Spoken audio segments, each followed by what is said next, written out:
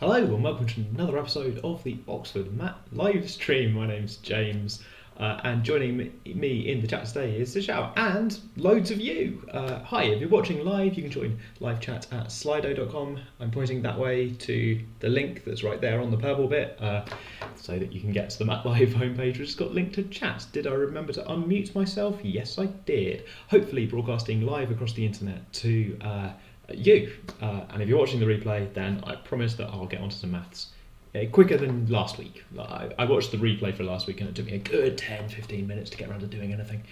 In chat, people are talking about work experience that they're currently doing. I just saw Miles is doing something with logistics.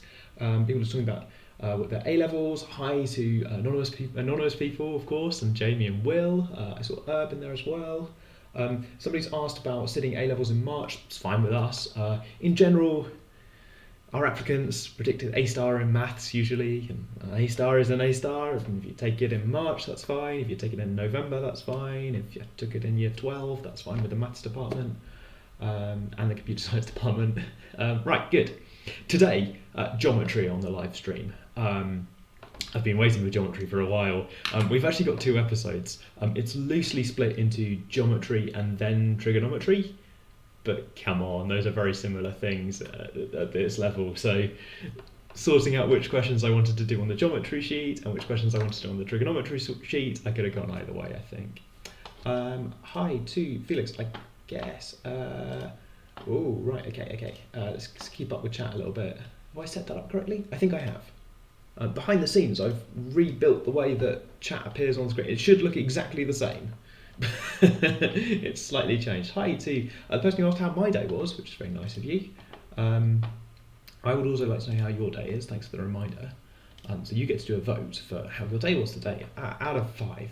If you're new on the stream, welcome to the stream. This is something we do to kind of measure the temperature of the room. It's a way that, you know, I can't see you, I can't tell who I'm talking to, but at least I can tell if you're having a 4-star day or not. Ooh.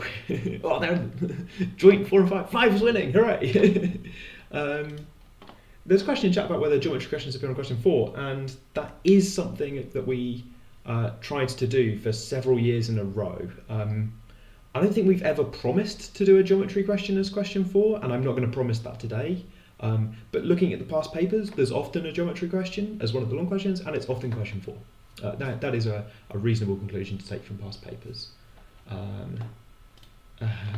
Finally caught one of the live streams, says an anonymous person in chat. Welcome, anonymous. Good to have you with us. Hi, Flynn, and hi, Ben. How exactly do I know what level is the course I'm looking for? Maths and data science. So you've put Kartik in. This is Kartik in chat behind the poll. There's still chat going. I can see it. Don't worry. The course that you're looking for. If you're talking about universities, then have a look at what prerequisites, what stuff they expect you to have seen before. If you're talking about this course, this is aimed at people who are getting ready for their first university experience of maths. Mostly people here are doing school leaving qualifications, like A-levels or things like that, and we're doing some maths.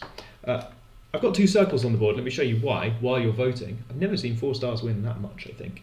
I'm always looking out for people who vote for 1 star or 2 stars. Maybe these circles will improve your mood. Let's find out. It's not just mood, is it? It's how was your day? You could be in a good mood about having a 1-star day. That'd be almost sort of poetic and nice. Right, okay. Circles, circle facts. I think some people learn this at GCSE. To be honest, I can't remember when I learned this. If you have a circle, then that's the collection of points that are the same distance from the origin. And there's something quite nice about tangents to the circle. So here I've got a tangent. Oh, come on, computer. Come on, computer. It's making a funny noise.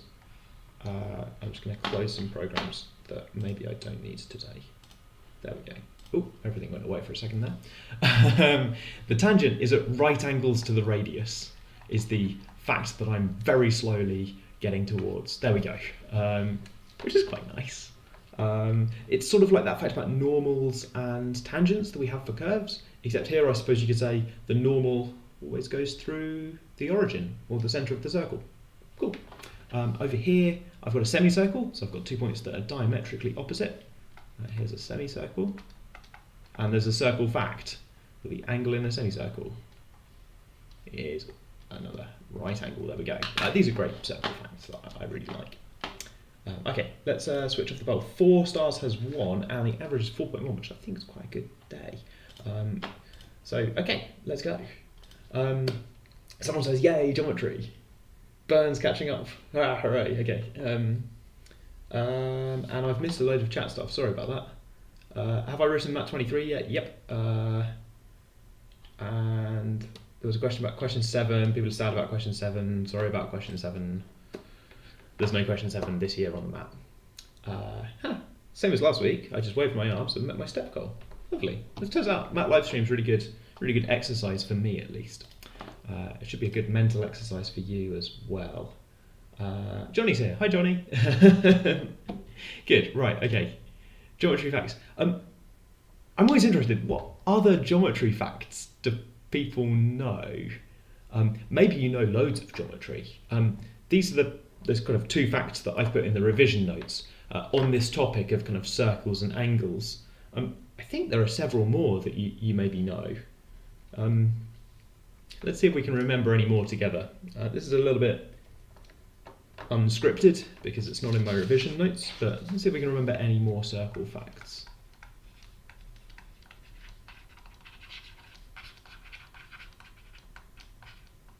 Tech fans, you'll be pleased to know that my computer has calmed down and it's now letting me write smoothly. There we go.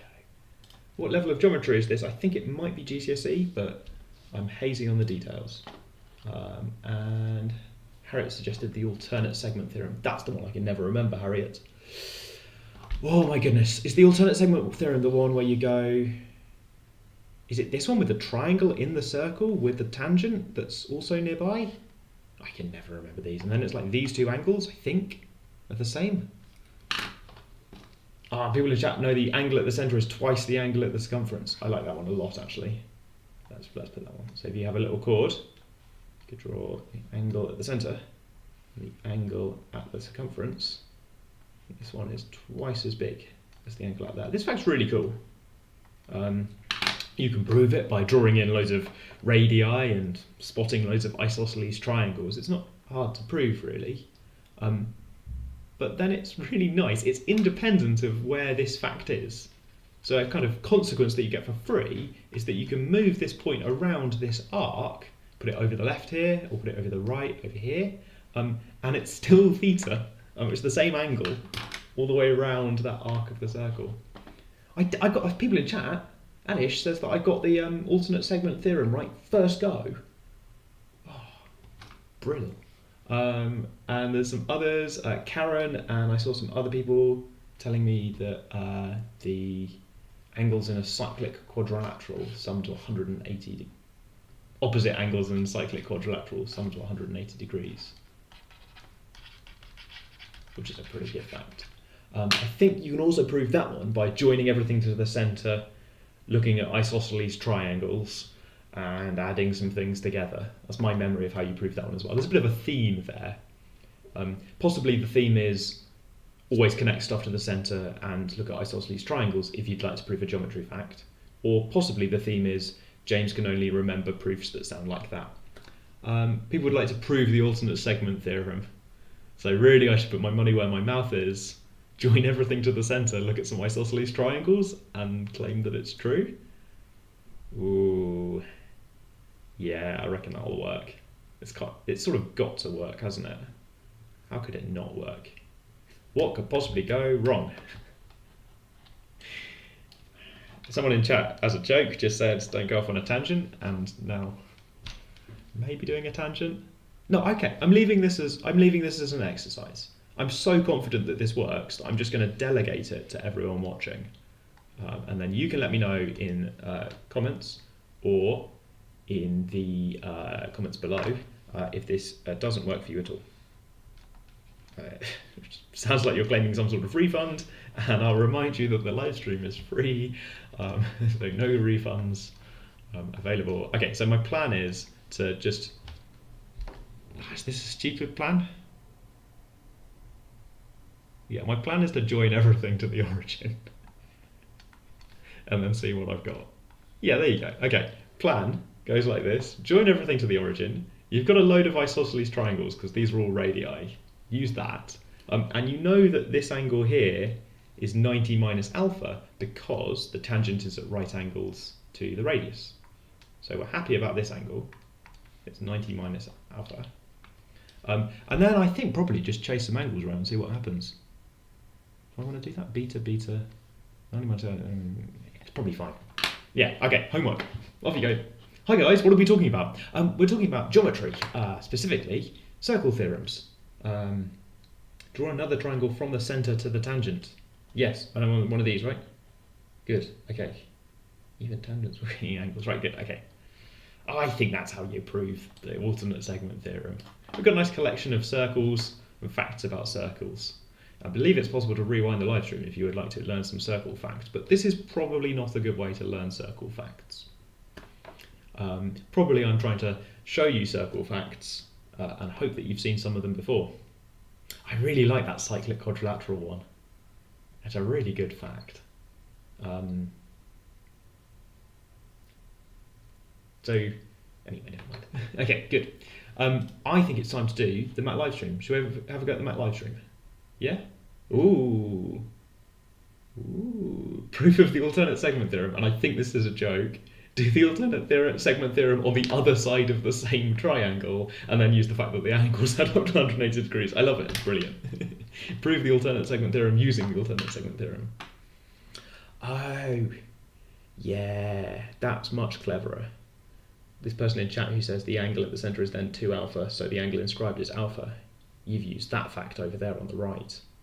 Good. Okay, chat, I think between us, took what, how many people are here, like 100 or something? To prove the alternate segment theorem together. Theodore wins the pun of the day here by saying circular reasoning. Very good, Theo. Good job. Right, okay, let's do the MAT live stream.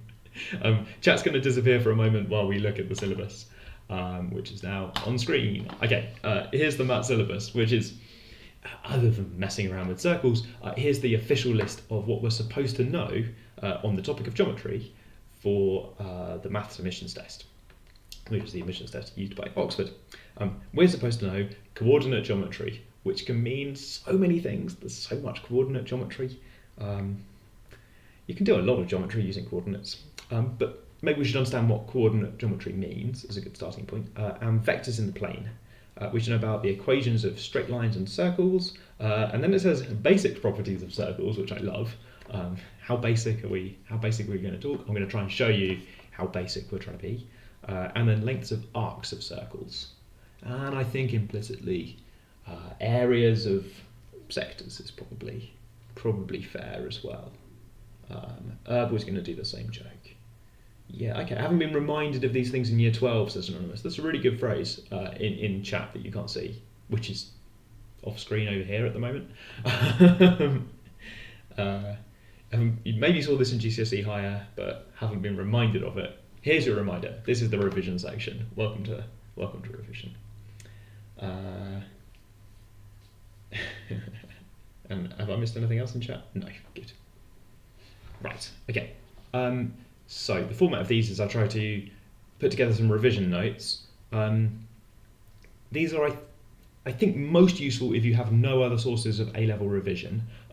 If you have access to an A-level teacher or someone who's qualified to teach things, then maybe you can get a version of these notes that makes more sense and goes into more detail and helps you out. I've written this as quite a short guide to what I think you might remember from learning geometry in school. You can let me know in chat whether I'm way off base and whether some of this is not okay. Or you can let me know in chat if you know loads of other things about geometry. I'm aware it's one of those things that varies massively around the world, how much geometry people learn. And I think it's part of the reason that basic appears in there, that we're not going to test you on the 9-point circle for maths admissions test. We're not going to test you on homothety. Don't ask me what those things are in chat. I'm not going to explain them. I'm not going to get sidetracked yet. Okay, here's some revision notes. Cartesian coordinates is this way of describing where stuff is in 2D. It's not the only way of doing that. At some point during A-level, I think you learn about these other ways of describing where stuff is. And there's lots of alternative ways to describe where things are, but X and Y coordinates are pretty good. I can't remember when you first learned about this. It's the sort of thing you learn in order to do graph sketching, which we did a few weeks ago. You learned about going along the x-axis and up the y-axis to find your coordinates, and that's where your point is. Oh my goodness, chat really wants homophily. Do you have to be good at drawing circles, says Bern? Yeah, probably. You're probably fine. You just saw some of my circles, so we're probably okay. We've got ideas about vectors as well. At this level, I don't think we need to explain in very much detail what a vector really is, so much as it's a good way to store the same information. You could have those x and y stored in this column vector like that, to store the same information. There's sort of a distinction that people draw between the position vector to explain where stuff is, and maybe the displacement vector to describe the displacement from one point to another point, neither of them necessarily being the origin. So some people, I think, really zoom in on that difference between position vectors being where you are relative to the origin, and displacement vectors being where you are relative to an arbitrary other point. Other ways of thinking about them, but they look kind of the same, and you can add them together and not worry too much about which ones are position vectors, which ones are displacement vectors. It turns out that you can always think of position vectors as being a displacement from the origin, so I think they're all sort of the same, but let's not go into the philosophy of it too much. Are vectors just a model for working with Cartesian coordinates? Says an anonymous person in chat. I suppose that's a question. No, vectors are much more general than that. For us at this level, yeah, sure, okay, the vectors are just a way to store your Cartesian coordinates. That's all right. Do we need to know about unit vectors? I wouldn't assume that you knew the phrase unit vectors, but hey, let's talk about unit vectors. So unit vector is one where the length is 1. We're going to define magnitude further down, I think, in a minute. And if the magnitude is 1, some people call that a unit vector. Fun problem. Please, can you describe all of the vectors that have all the unit vectors, all the vectors that have magnitude 1? Please, can you describe for me all of them? In more generality, vectors are useful for transformations. So somebody in chat, somebody says position is just initial displacement, which is that thing. Really, I did that side note about position displacement just so that you wouldn't call me out in chat if I mix those things up. And I'm going to be a bit sloppy, I think, in my writing, where I might write things in a row or in a column, and I'd like to not get flack for that. You don't need to know about Argand's diagrams, which are a thing from it's the theme in chat. Let me just show you chat. Theme in chat. You don't need to know about the cross product or the dot product. You don't need to know about the I and J vectors. You can use those if you like, but that's not the notation that we're going to use in MAT questions. So don't worry about those surprising you. Basil's got an answer to my question of what happens if you plot all of the unit vectors. And yeah, what else did I just miss? Properties of triangles like orthocenters are not here, circumcenters are not here, and I know that people know a lot of other geometry. This is what I feared, that people would bring in all this Euler line stuff. I should stop naming topics that I'm not talking about. It's really confusing. Okay. Yeah, all directions by plotting all the position unit vectors. Yeah, on a circle. Pretty nice. Okay, that's maybe why unit vectors are interesting. Does it matter if we write vectoral coordinates? No, I think it's probably fine. If you were asked for a vector, I would stack it up in a vector. Just present it the way that you've been asked to present it, but I can't imagine docking people marks for drawing them sideways or vertical, because it's sort of a convention, isn't it? Locus of points, so a circle, yes. My question a minute ago about all of the unit vectors, they lie on a circle. Hey, we've got facts about circles coming up now, so that was a great segue from one thing to another. although I now notice that I need to tell you more things about vectors, of course. Okay, so vector could describe, we've got displacement, we've got adding vectors by adding the components separately. I think that makes sense because when you're adding vectors, you're thinking about moving along one vector and then moving along the next one, imagining both of them, if you like, as displacements, one from the origin to A and then one from A to B. And if you want to do both of those motions, then overall x will change by the sum of those amounts, and y will change about the sum of those amounts as well. Matt's not going to ask you for the equation of a plane either, because we're in 2D geometry for all of today. Okay. And Nav has noticed that n choose r. Some people use the same notation for that as they do for vectors. I'm one of those people. I use the same notation for vectors as I do for binomial coefficients. I'm smiling to that because I set a math question a while ago which used both of them as a sort of joke about how people use the same notation for both of those things. Right, okay, magnitude of a vector. So Pythagoras is important here. The magnitude of a vector is the length of the arrow that you would draw for that displacement. So if you see the vector 2, 3, that means 2 squares in the x direction and 3 squares in the y direction. So overall the magnitude, the kind of distance that you would travel if you did that displacement, you'd work that out by doing 2 squared plus 3 squared square rooted because of Pythagoras, right? So that gives you the length. We've just mentioned unit vectors. Fine, okay, the unit vectors are what people call vectors of length 1.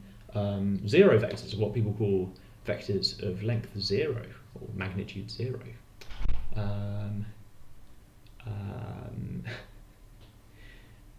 Now thinks I've leaked a future question, but I've definitely leaked a past question. I'm allowed to leak past questions, that's allowed. Should we be keeping like a list of all the things that I'm not telling you about, and then at the end try and get me to talk about them? It might be fun.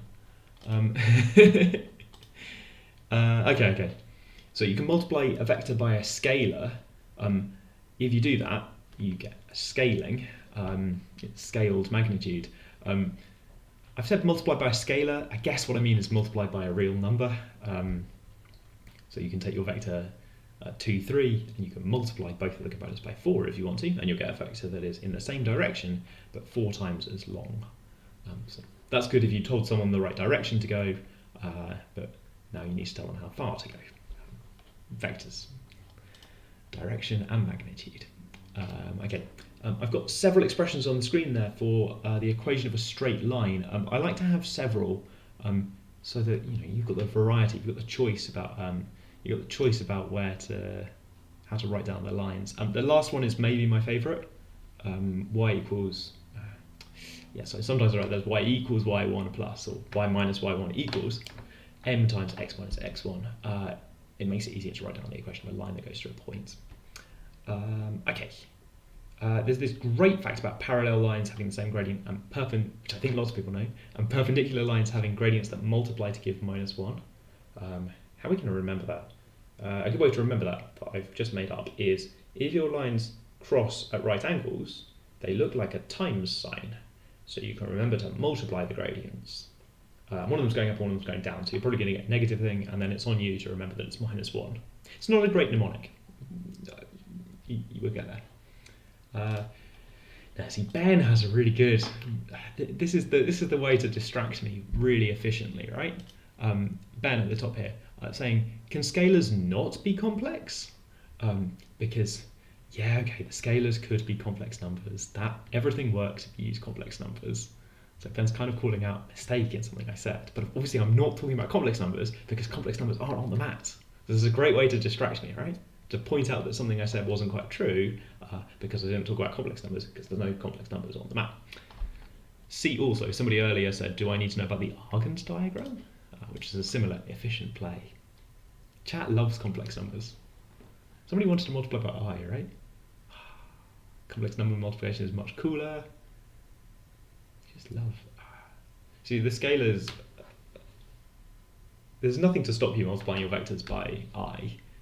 There's no sort of police for this. Like, you take your vector 3, 2, and you multiply by I, you get 3i, 2i, and hooray, now you're using complex numbers.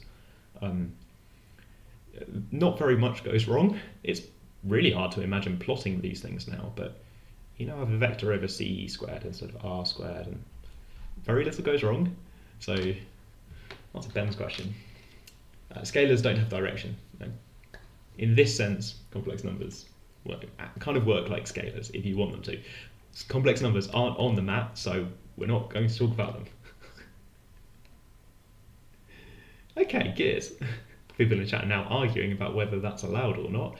People in the chat, if you're arguing about whether it's allowed or not, eventually you're going to learn about the definition of a ring and a field, and you're going to learn about how you can treat the complex numbers like the scalars that you multiply by. It's all okay. Even though I know that complex numbers, you can separately think of them as being things that have direction. I really should stop talking about complex numbers. It's not a complex numbers live stream. Chat's only talking about complex numbers. Okay, we've got the equation of a circle, which comes up quite a bit, right? You might need to tell me what the equation for a particular circle is, or you might see an equation and want to know whether it's a circle or not. We already talked about the angle in a semicircle being a right angle, and down here, the tangents at right angles to the radius. I hope everybody knows the area and circumference of a circle, and then I hope everyone's okay with the idea of doing a subset of a circle. So if you have a quarter of a circle, you get a quarter of the area, you get a quarter of the circumference. If you have 1 degree, then that's 1 part in 360 of the circle's radius, of the circle's circumference, and it's 1 part in 360 of the circle's area. Okay, good, right. Put ring theory on the list of things James is not talking about.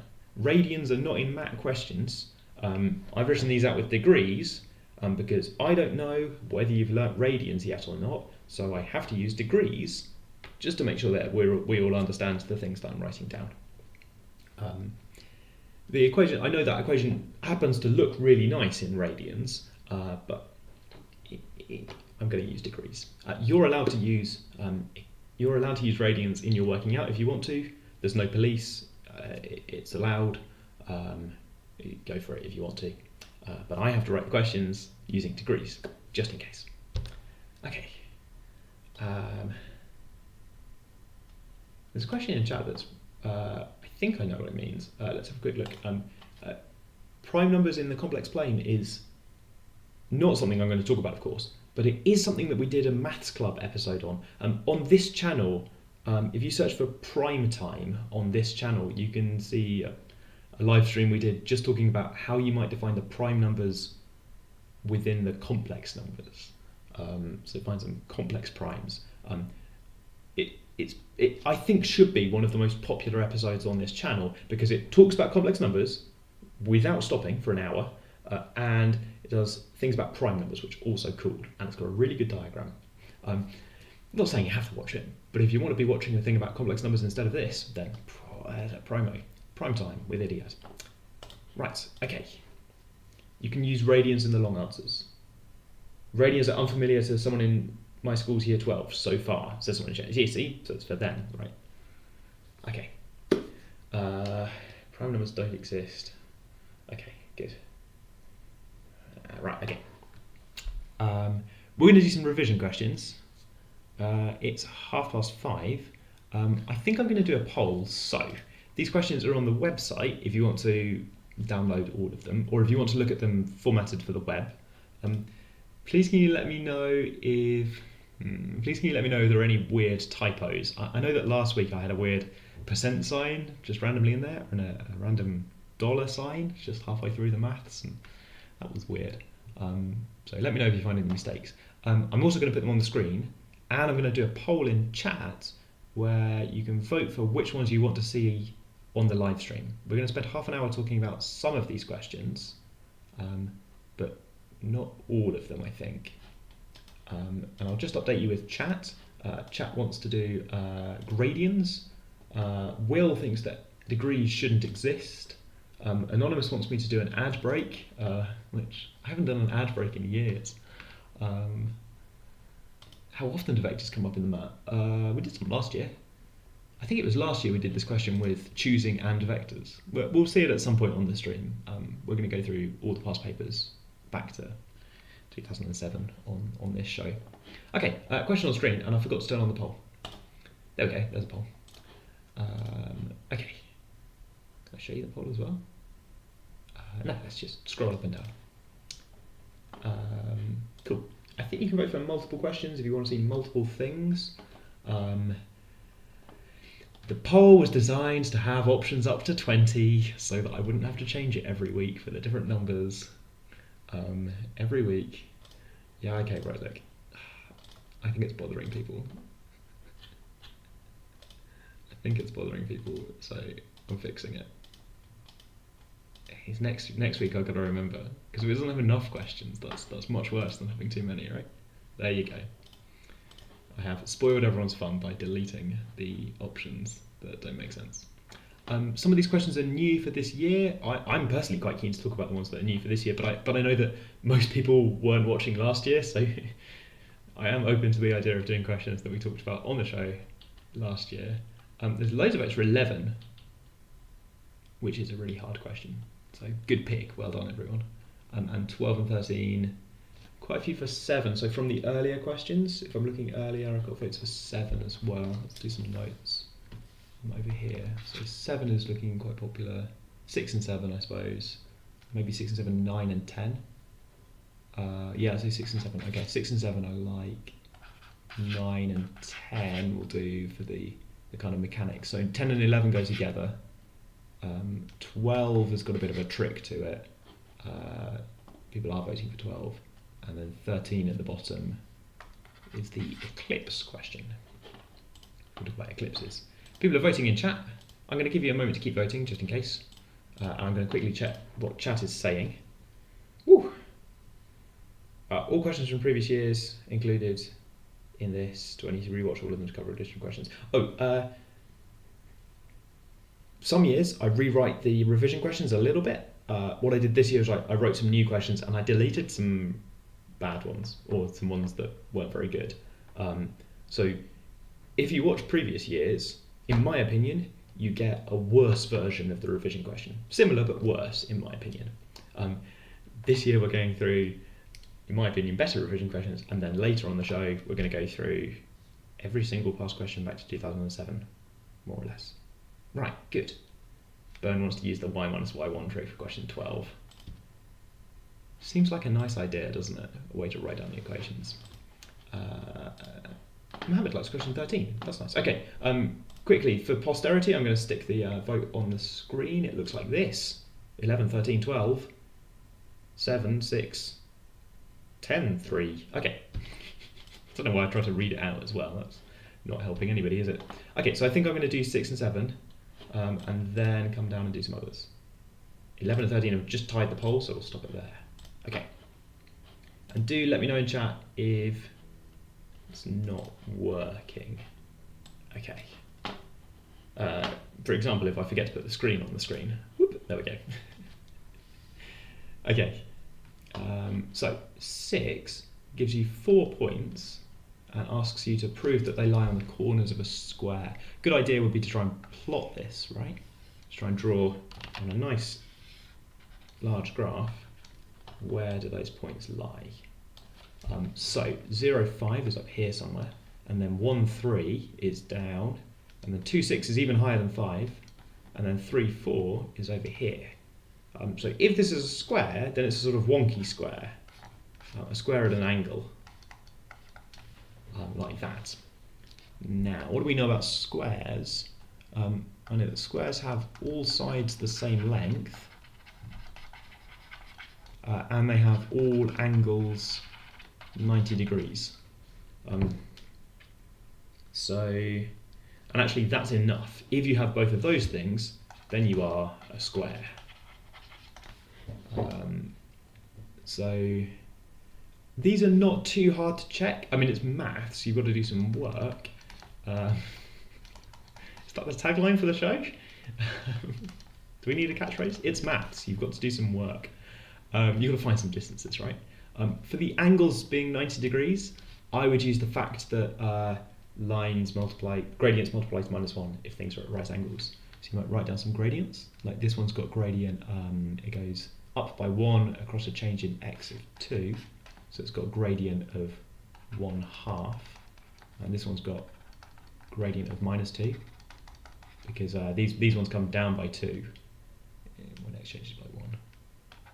So I wouldn't write down equations for all 4 lines, but I might work out the gradients for all 4 lines, and then say, aha, the gradients of ones that meet at the corners, the gradients multiply to -1. So that means that these are all right angles. And then I got to work out a load of distances, so I could work that out. Is a square a rectangle? Yeah, sure, definitely. You can also do some dot product stuff if you know the dot product, I suppose. No, I'm not that keen on that approach. I mean, go for it if you want to. You might notice that what's going on here is that the displacement vector to get from this corner over here is 2, 1. 2 squares right and 1 square up. The displacement vector to get around here is -1, 2. And then coming down this side, I guess going this way it's 2, 1, and going this way -1, 2 for what those displacement vectors are. And that maybe saves you from working out how long they are. I mean, they're all √5 in length, but you could maybe point at them and say opposite pairs are the same size. Then it could be a rectangle instead of a square. Yeah, I think you've got to compare some. Say, maybe you don't have to add together 1 and 4, but you could say this fact is true, right? I haven't written it down yet. This fact is true even if I don't quite calculate the 5. There's something going on here that you might like to think about in general. If I rotate the square a bit more, what would the vectors look like? What would that be in general? Yeah, so you can also try and find the center of the square and talk about how these vectors displacement from those points behave quite nicely. They're all at right angles and they're all the same length. That's an option that's available to you. You can find the gradient of the lines between opposite points and check that they're at right angles. That's a suggestion from Herb. But that's not sufficient, right? Because you could have some sort of rhombus thing. A rhombus would have opposite diagonals at right angles, all the sides the same length, but it's not a square. Rhombuses, right?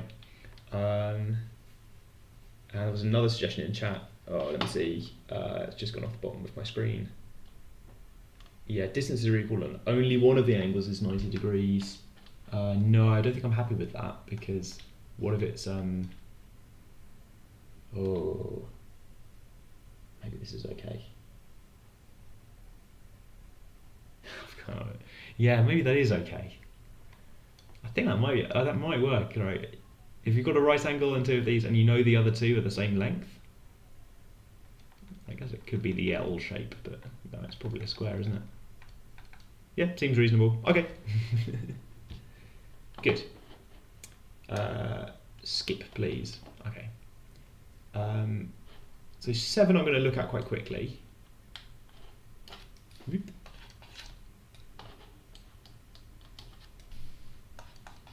7, you're asked to find 3 lines that bound an equilateral triangle.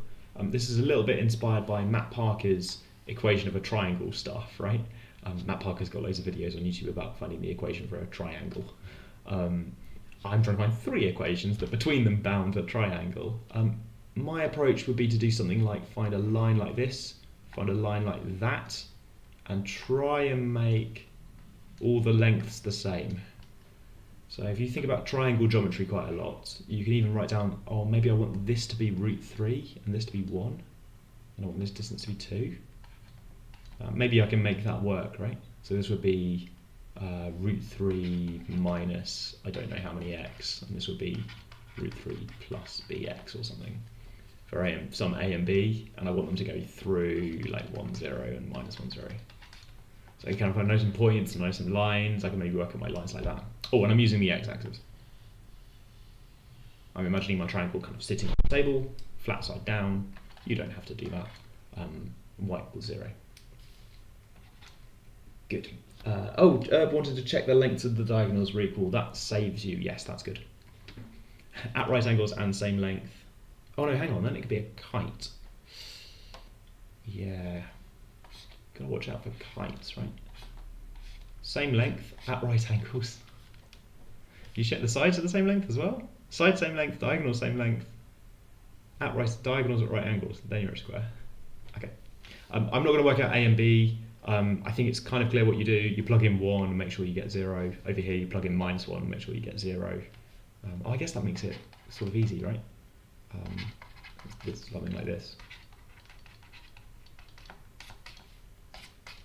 Not brackets, circles, and y equals 0. Y equals this, y equals this, and y equals 0. Plugging in numbers on the way around. Oh, that's very messy. My goodness. Sorry, I saw it from a distance. Pretty bad. Anonymous in chat uses the angle being 60 degrees. That's pretty good. Pretty good. Theodore has used complex numbers, so we're moving on. Okay. I think my next one was I want to do the 10-11 pair. So 10. These are related, even though 10 has got an A and a B in it, and 11 doesn't. I tried to set these so that it would be nice. The angle AOB is 120 degrees. Any other business? Find the length of the arc, so that's this bit. Did I tell you the radius of the circle? Yes, I did. It's radius 2. Okay, so the way this works is 120 degrees is 1/3 of 360 degrees. So that arc is 1/3 of 2 pi r. So I want 2 pi r divided by 3 for the arc. I suppose I don't really want it, it's just true. Is the length of the arc. And r is 2, so this is 4 pi over 3. And the area, I want 1/3 of the area.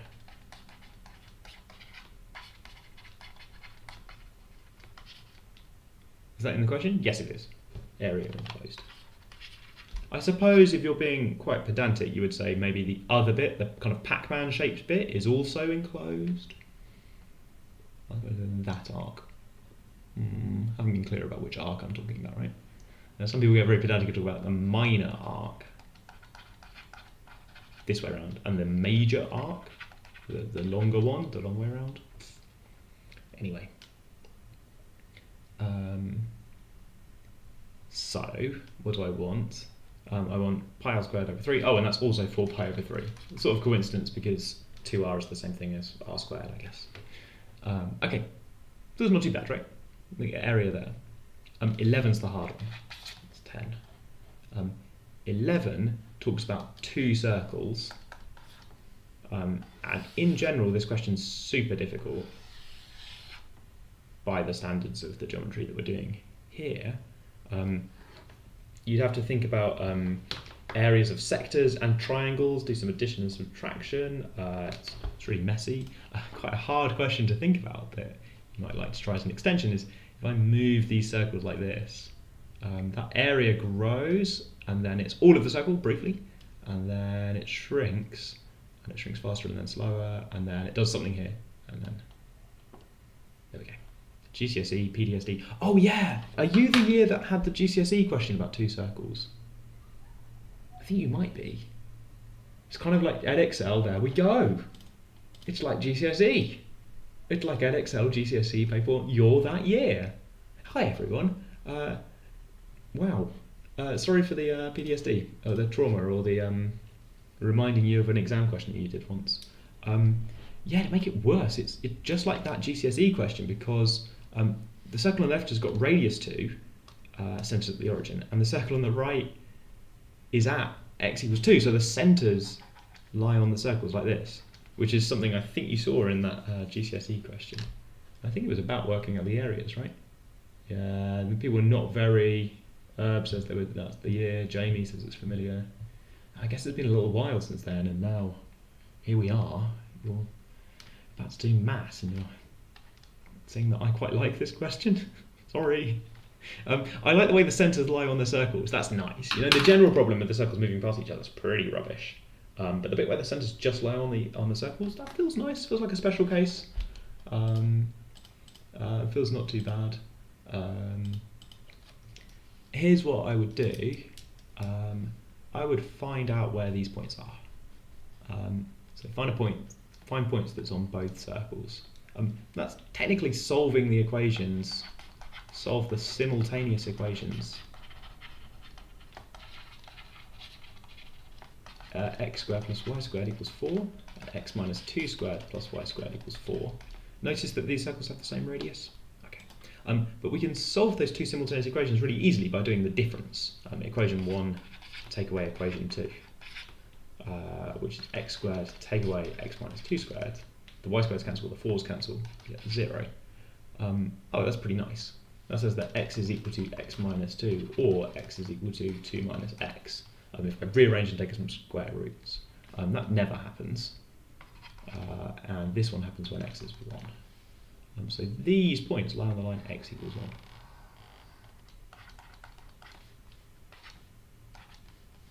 That one's at the origin, that one's at x equals 2, and they're sort of halfway in between. Maybe we could have guessed that. They have the same radius and it's a very symmetric picture. So it says x equals 1.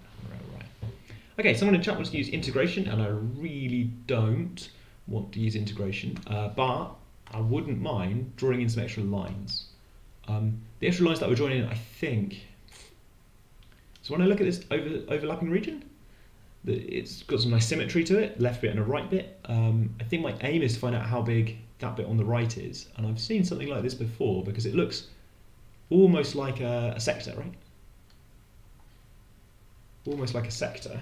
If I draw in these lines as well, I'm going to shade a region, and then if I shade too many regions it gets confusing, so I'm going to shade this kind of pink region for a sector.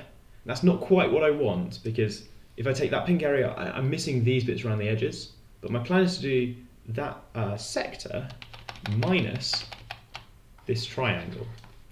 And if I can work out the triangle area and the sector area and do the difference, then I'll get this area on the right, and I'll double it because that's in the intersection.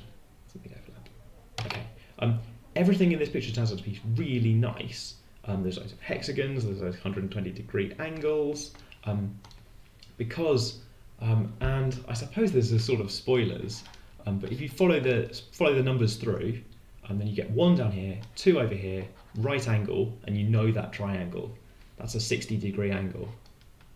That's another 60-degree angle. So, aha, if I write in A and B, then we're exactly the situation that angle AOB is 120 degrees, which is what we had before. So we've already worked out the area of that sector for everything from the origin outwards. I just need the area of the triangle. So let's think about triangle AOB. I think I'll use 1/2 times A times B times sine theta for that. We'll do some more trigonometry next week, so we'll come back and do that a bit more. That's my triangle area. I've got my sector area from before was 4 pi over 3. I'm stalling for time while I remember what sine 120 degrees is. Same thing as sine 60, isn't it? Which is root 3 over 2. So the 2's are going to cancel, and I'll get root 3. I'm subtracting this, so this area over here, and I know there's quite a lot of steps to this, but bear with me. This area over here is 4 pi over 3 minus root 3. That root 3's come from subtracting the triangle. The 4 pi over 3 is the one we saw before for question 10 for the area of the sector. All very nice because of 120 degree angle. Can we do it like a cylinder? Up to you. If you know facts about cylinders, go for it. Make a rhombus. Yeah, so someone wants a rhombus for drawing in these lines as well, right? Yeah, there's a rhombus. I like to draw my lines on one side and then remember that it's symmetric, I guess. It's a triangle with 60 degrees. Did I miss anything else in chat? Mat this off limits for you to use. I think you can use stuff. I think you can use stuff. I think it'll be fine. I'm supposed to double that to get the total area, right? So my final answer is to double that and get 8 pi over 3 minus 2 root 3. And I know I've gone in a weird order around the board and slightly behind the webcam here, but I hope you got the kind of key idea there is that This bit of a circle, I think it's got a name, but I'm not gonna. The name's not important. This bit of a circle is sector minus a triangle. Splitting areas up like this is often quite a good idea. Yeah, no calculators in math, sorry. So I think we may need to. Is it overcomplicate it by drawing the rhombus? Maybe. The picture's nice and symmetric. There's a general formula for this, for circles at different radii. With different radii, it's not symmetric, so you're not going to get this nice symmetry thing. You might have to draw the entire, not a rhombus, a kite, I think.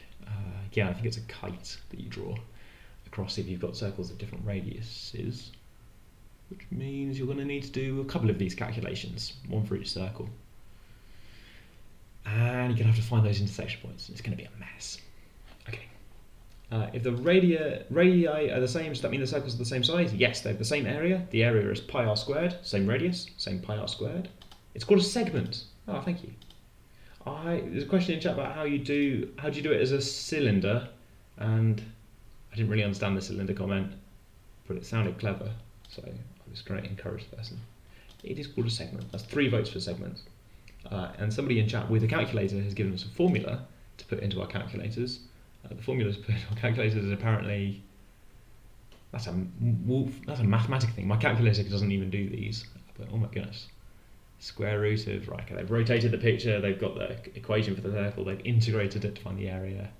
I think for MAT we don't know how to integrate that function. Good, okay. Also, I have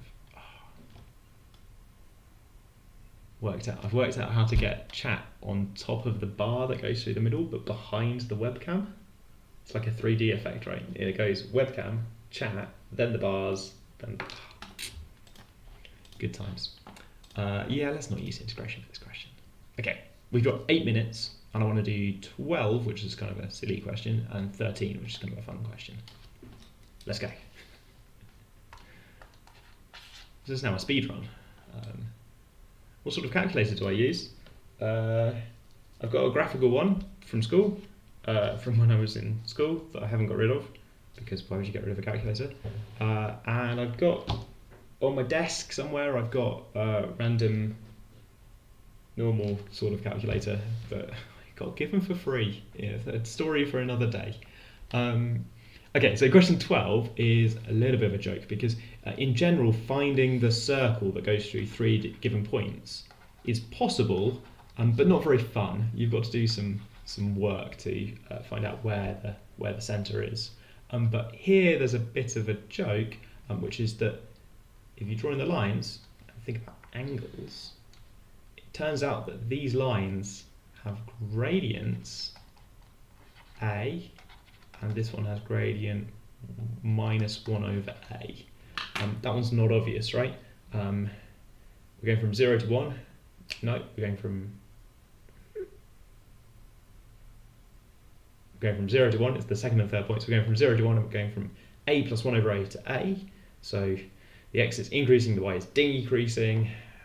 Minus 1 over A. Good. Okay, so those multiply to minus 1, so it's a right angle. So if we have a circle that goes through these 3 points, then this is a semicircle. Picture, not very good. If it's a semicircle, then the midpoint of that thing is the centre. So it's sort of a joke that in this case there's a right angle, so you can find the diameter, and once you know the diameter, you can get the centre for free. This is sort of not a good question, right? It's because probably what you did on a bit of paper is write down the equation of a circle and try and make it go through those points, right? So you probably did something very sensible, like write down x minus c squared plus x minus d squared equals r squared, and try and make it go through all of those points, right? So you plug in 0, 0, and 1a, and 0, a plus a inverse. And plug them all in. You get 3 equations for C and D and R, and then, oh my goodness, we're going to have to try and solve those equations for C and D and R, and it's a right mess. Sorry about that. I guess the point is that algebra is not always the answer, sometimes there's a geometry thing that you can use. This is kind of an advert for doing things with a geometrical method, just occasionally. Have it in your toolkit. Good. Apparently that's a YouTube play button. I think this is an accurate picture of accurate picture of what it's going to be like when we hit 10 million subscribers on YouTube. They send us one of these in the post. It's going to be perfect. Can't wait. Once more? Once more. Okay. Request in chat once more. And I don't think they mean do the joke about YouTube subscribers again. Works like this. I'm going to draw a totally new picture. In general, if you've got 3 points, finding the circle that goes through them is really tough. There, that's close enough. There we go. Okay, just even drawing that circle that goes through all 3 of them is pretty difficult. But if you could spot that the angle here in the triangle between those three points was a right angle, then what you've got is a right angle in a semicircle. So, aha, a semicircle, you say, that means that this is the diameter. The question says, where's the center of the circle? It's at the middle of the diameter. And in this case, the right angle is at 1, A, so it's the midpoint of the other 2 points, which is actually easy to work out. 0, A plus 1 over A, all over 2. Hooray. Good. Can we do 12 with segment axis? Probably.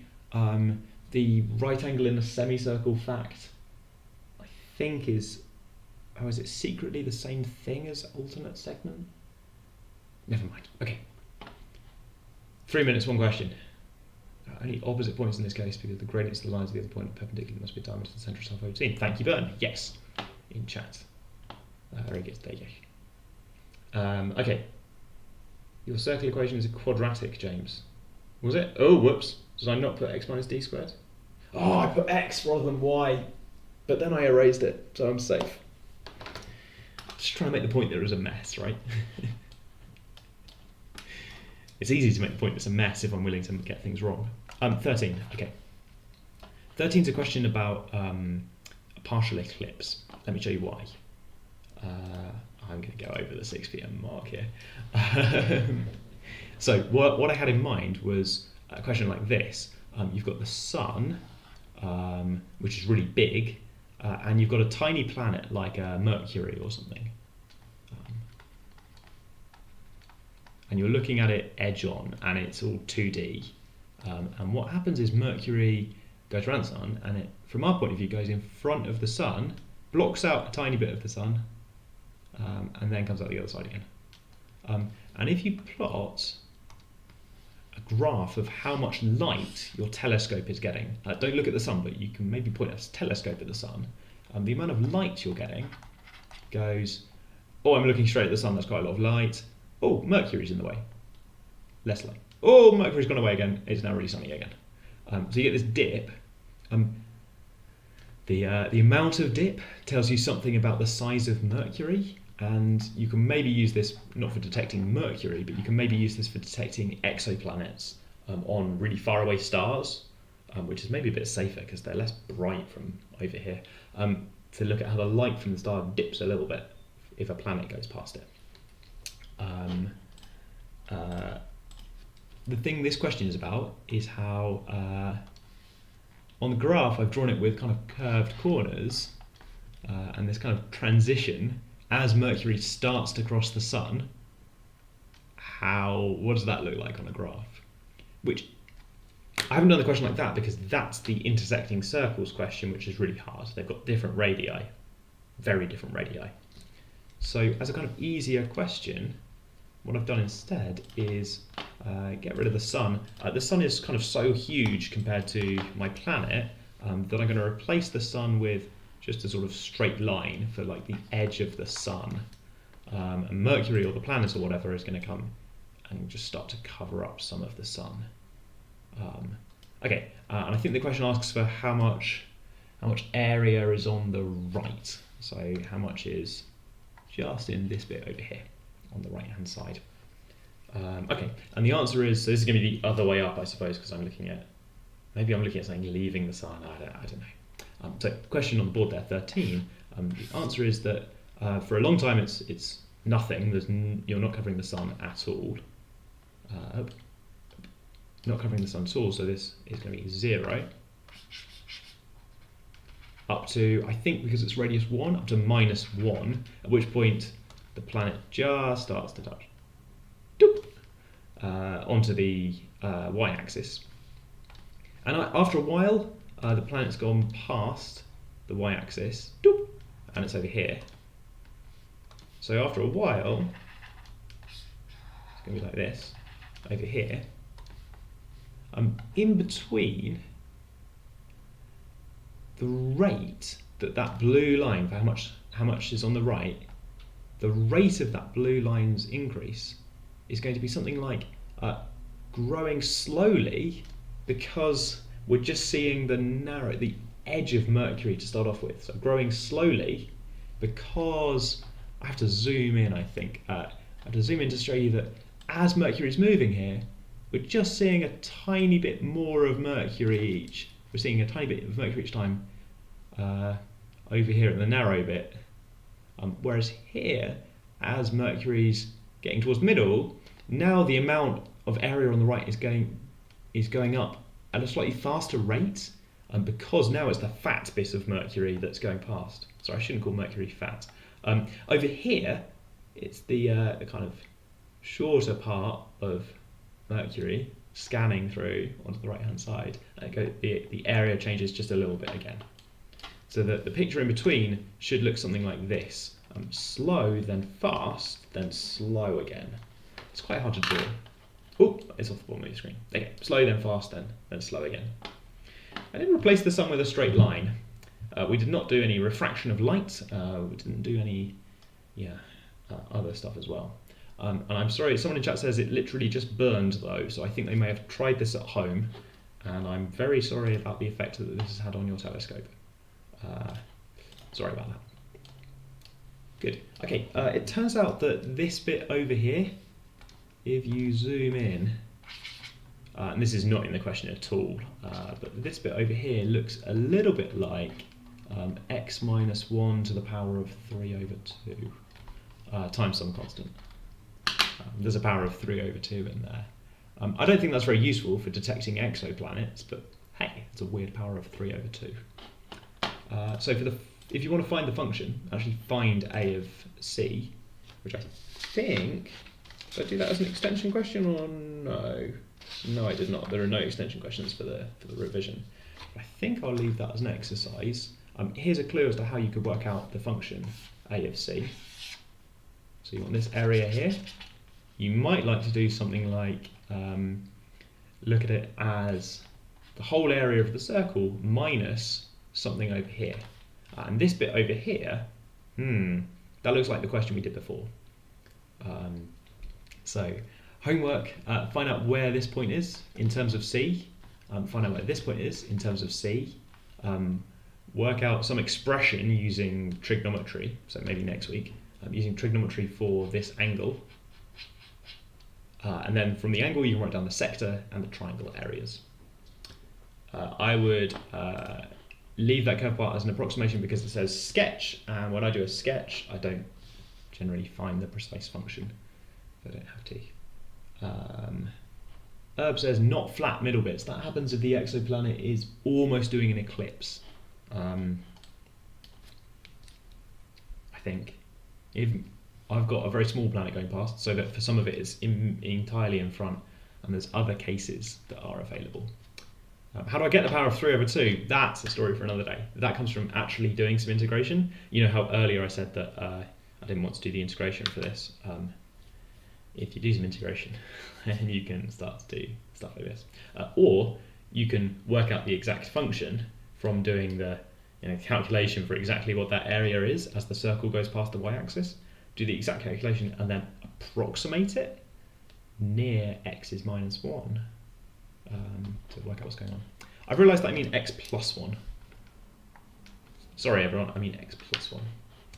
Any good courses for studying trigonometry? Not that I'm aware of. Next week we're going to do some trigonometry. Patrick says don't miss your train. I've got an hour. We're halfway through. Don't forget to stay hydrated.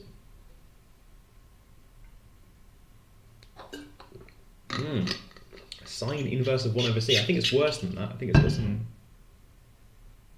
Yeah. People are doing the trig in chat. Let's have a look. 1. No, this is 1 because it's got radius 1. This is c because that's how far it's moved. Yeah, okay. Adjacent, right? Inverse cos. I think for that angle, and then double it, and then multiply by pi r squared, which is 1, and divide by 360 degrees if you're using degrees for your inverse cos. That gives you the sector, and then subtract 1/2 of AB sine this sort of thing, right? And then approximate that near -1. That's where the 3 over 2 comes from. That's the worst explanation I've ever done. Do I know any good books with uni maths content? Yes. I'm going to recommend a couple. Let's go. Towards Higher Maths, Higher Mathematics. That's a bridging course for people who are going to do maths at university and have done something a bit like A-level and want to see stuff in between. That's a bridging course book by Richard Earl. Disclaimer, Richard's a colleague, he works in this building. I've worked with Richard on a lot of things, including a summer school earlier this week.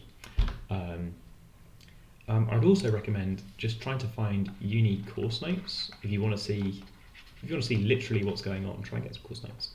And there are some brilliant online courses from things like edX. I quite like Coursera as well.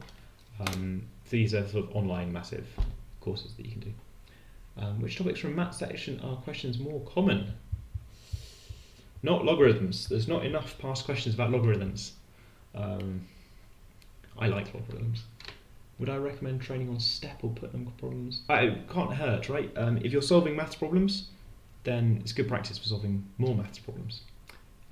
Did I mention a summer school? Yeah, so I've been helping with something called the Unique Summer School, which is a summer school we take Year 12 students from UK schools, just a few people, and they come to Oxford for 2.5 days. 3 days or something. It's a book on proofs. Everyone always says Polya's book on proof as well. It's good. Do I have any websites or anything for free online stuff that would count as supercurricular mathematics stuff? Yes, absolutely. I'm going to be very self-promoting here and say, hey, you might like our other show. On this YouTube channel, you can find the Oxford Online Maths Club, which is free, online, and my goodness, has about 70 episodes of something like 80 hours of suggestions for supercurricular maths. We made that show because we wanted to show you supercurricular maths. And it's on this YouTube channel. It's free, you can watch it now. But if you're watching live, then maybe you should watch this. How useful is it to practice computer science questions if we aren't applying for computer science? Again, can't hurt, right? Might be fun. In a couple of weeks' time, we're going to look at some together, just because I'm not a computer scientist, but I think it's going to be fun. Okay. Maths Club comes back the plan is to return in January 2024, once all of this math stuff has happened. I did chaos theory. Good times. Good. I did like that. The MAT this year, so you've seen the announcement on the MAT page, or if you've heard me talk about it on the stream before, the MAT this year, you're going to see the questions on a screen, but you're going to write your answers on paper. So that's pretty similar to how it's worked before, except this year for security, and because we've got a new administration partner, you're going to see the questions on a screen. Any other websites that could be useful for admissions test practice for maths? You might like to have a look at the thing called the Tamua, which has got a section on logic. I don't think that's helpful particularly for the maths, except that it's just helpful in making you think. Right, good. Okay, I'm getting sidetracked by a kind of Q&A. Do I recommend getting a graphical calculator? No, because the MAT is not a calculator test. I'm not sure that's quite what you meant, but I'm going to roll with it. Let's have a look at a question on screen, and maybe I'll answer Q&A a little bit more, but we should have a go at doing some math questions as well, I think. Can I sit the mat in school? Yes, please register. Get your school to register as a test centre, and then the answer is yes. Your school can register as a test centre now. There's a link on the website, ox.ac.uk/tests. It's a page with information about tests. Bye, Mohammed. Maths and philosophy interviews. Yeah, we're going to do a special live stream about interview questions in November. The advice is pretty similar to Matt. Practice doing maths things, and we're going to do maths things in maths interviews. Okay, here's Matt's 2008 question 4. It defines some points, and just like one of the revision questions, there's 3 points on a circle, and we're asked to find the centre of the circle.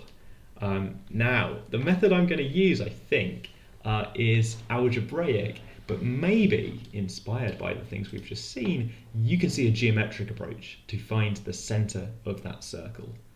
The question here falls apart. If you can just write down where the centre is, then you can quite easily work out the radius, and you can quite easily write down an equation for the circle. So see if you can think of a geometric way to find the centre. But I'm going to do some algebra to find the centre of this circle. Okay, so P has got coordinates P0, Q has got coordinates 0, Q. That's on the diagram, so I'm scrolling down a bit. I think I want to have this on the board like that, and this can go over here. Good. Okay, so for the equation I'm going to do it algebraically, which is the version of the thing that the calculation I didn't quite do before. Here's what we know. We've got a circle. Sorry. There we go. There we go. A little bit more legible. We've got a circle. I don't know where the centre is, so I've written A and B, and I don't know the radius, so I've written R. We know that it goes through the origin, so we know that we have, or we're given, I suppose, given that it goes through the origin. How's chat doing? Has chat spotted how to solve my problems? We're given that it goes through, yeah, people in chat have spotted a right angle. Very good, chat. Given that it goes through 0Q, we're given that it goes through P0. I'm trying to write out all the zeros so that you can see what I'm doing. I'm plugging in those 3 points. If you go and solve these, so this one says that a squared plus b squared equals r squared. This one says that a squared plus q squared take away 2qb plus b squared equals r squared. And this one says p squared take away 2pa plus a squared plus b squared equals r squared. There's some terms in common between these equations, so when you've got simultaneous equations, sometimes taking the difference between them is really powerful. There's like these a squared in all of them, and a b squared in all of them, and an r squared in all of them. That says to me I should do the difference between these equations. So if you take the difference between these two, or the difference between these two, I'm taking a nice simple one and a more complicated one to do the difference between. You could do the difference between the second and the third ones, but it's going to have more terms in because those are both quite complicated. You get q squared take away q 2qb, and that's quite hard to say. Q squared take away 2qb is equal to 0, and over here you get a p squared take away 2pa is equal to 0. And then those are really easy to solve. It turns out that a is, no, what am I solving for? I'm solving for p. No, I'm solving for a. I'm solving for the centre. A is p over 2, and b is q over 2. I'm going all over the place again, I'm sorry. So there's the centre. And then once I've got that, I can plug it in. I can use a squared plus b squared equals r squared to find r squared. I can multiply out, I'll find that equation up there. The geometry approach is much simpler, and lots of people have said this in chat. I tried to give you time as well. Lots of people have said it. The centre is just the midpoint of PQ. Let's see why. So if I scroll back up to the picture, people have spotted that there's a right angle in that triangle because the axes are at right angles. And that means that PQ is very special. It's the diameter. Because it's the diameter, the midpoint is halfway down the diameter, right? And it's actually not that hard to find the midpoint. It's like the average of the coordinates, right? The coordinates just off the top of the screen. There they are. P0 and 0Q. You just sort of add them and divide by 2, and you get the midpoint, you get the centre. So a really kind of speedy approach to this is kind of just ignore the equation bit there and say, the centre, don't worry, the centre's halfway down the diameter. That's the diameter because of the right angle, semicircle. That's going to be A over 2, B over 2. Let's look at my algebra just again, just to check. Yeah, there it is, P over 2, Q over 2 if I use the letters in the question. Okay, and then the radius is something like, let's write it down. I've got to square these and add them and square root them. So this one gives me, r is equal to a squared plus b squared. I'm squaring both of them. Nope, I need p's and b's. P squared plus q squared over 4 all square rooted, I guess. Trying to plug that in my head. Here we go. P squared over 4, q squared over 4, add them, square root. Good. Can you see if I'm correct? This is what you found. Oh, you did some complicated expression involving integration. I can't tell if that's the right sort of integration. How many people are watching?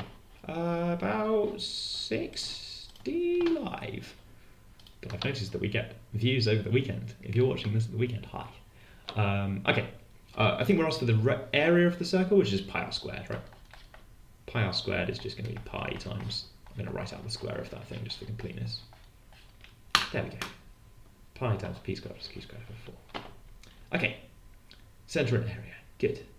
The rest of this question is nothing to do with circles really, nothing to do with geometry. We're going to have a go at it anyway. I suppose there is some geometry coming up, or maybe let's call that trigonometry. I don't know. I wasn't really sure which week to put things in, trigonometry or geometry, right? So we just had that the area of the circle is this, and the area of the triangle is just PQ over 2. At this point, it really helps to notice the right angle. Although I suppose it doesn't matter. You just need the base and the height, right? Base and height. Find the area of this triangle. So we want to show that this thing is bigger than or equal to pi. What does chat say? 3 random points. Would it be worth it to find the centre as the intersection between 2 segment axes of 2 segment of the given points, given the using the algebraic method? Is this an alternative method suggested in chat? I'm given 3 random points. Draw 2 lines between your 2 sides of the triangle. Find the perpendicular bisectors. Those intersect at the centre. You can try that if you like. That's maybe how I would do it. I'm not sure. Yeah, that's maybe how I would do it. Yeah, Alice in chat wants to use AMGM inequality, but I think I'll multiply it out. So equivalent to this, I can rearrange this fraction a little bit. I can divide both sides by pi. I guess I'm working backwards, but I suppose I want to show that pi is clearly not a problem, right? I want to show that p squared plus q squared over 2pq is bigger than or equal to 1. So then maybe on a scrap of paper or something, I go and write out this. And I maybe bring it over to the left-hand side. And I think, aha! This thing on the left is p minus q all squared. That's definitely positive.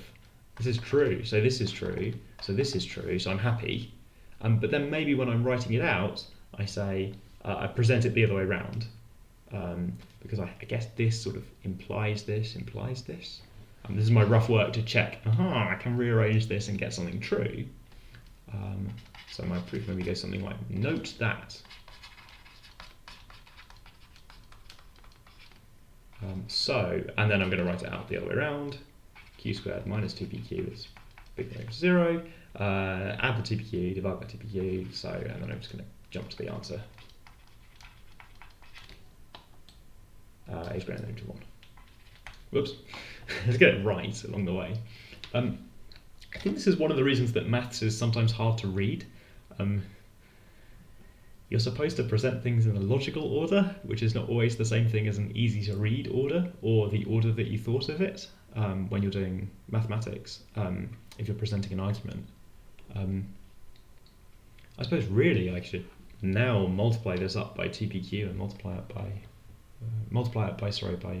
pi, but I'm not going to.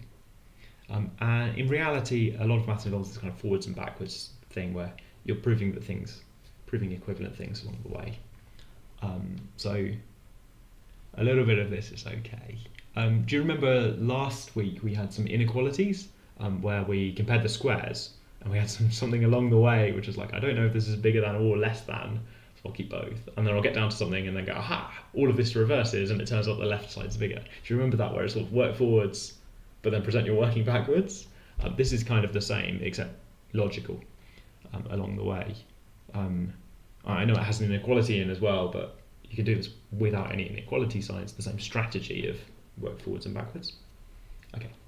Will I cut off marks to the wrong order? Probably not, if it's presented clearly that you know what's going on. This is one of those times where having some words is really helpful. The first stuff that I've written with the smiley faces and the random equations floating around, that's not very convincing, I suppose. Because maybe this is just my rough work.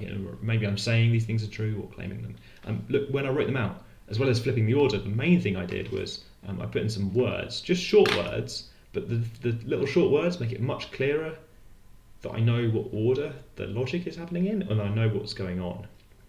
I'm a big fan of so, just love the word so, use it all the time, absolutely everywhere.